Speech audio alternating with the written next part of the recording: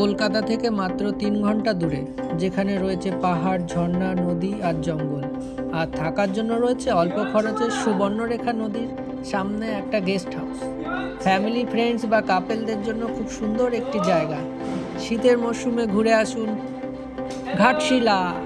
হাওড়া থেকে ঘাটশিলা কিভাবে যাবেন? হাওড়া থেকে সকালবেলা 6:35 ইস্পাত এক্সপ্রেস ধরে পৌঁছে যান ঘাটশিলা স্টেশন। ট্রেন ভাড়া মাত্র 115 টাকা। স্টেশন থেকে বেরিয়েই কার স্ট্যান্ড পেয়ে যাবেন। এছাড়াও পেয়ে যাবেন সাইট সিন করার জন্য কার।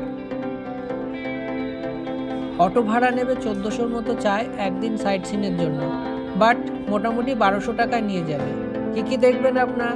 Chitrakoot hills, Buruda lake, Dhagari falls. কোথায় থাকবেন? শান্ত পরিবেশে থাকতে চাইলে সুবর্ণরেখা নদীর তীরে, তাহলে জয় মা সন্তোষী গেস্ট হাউসে থাকতে পারেন। ঘরের জানলা থেকে নদীর ভিউ পাবেন। লাক্সারি কিছু পাবেন না, কিন্তু প্রকৃতির ছোঁয়া পাবেন। আর রুম ফেয়ারও বেশ কম, 1200 করে। ডাবল বেডরুম, ফুড আলাদা।